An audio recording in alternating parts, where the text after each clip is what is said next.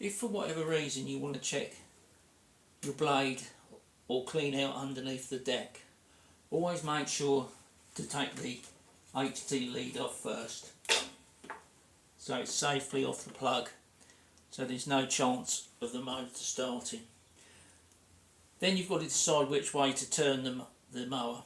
Always turn the mower so the air filter is facing upwards, or if you can, take the air filter off so it's completely out of the way.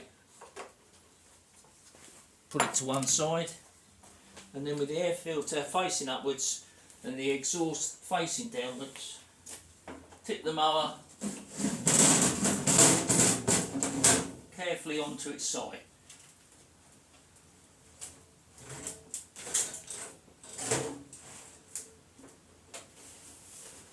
And there you are, you've got the blade already there to work on.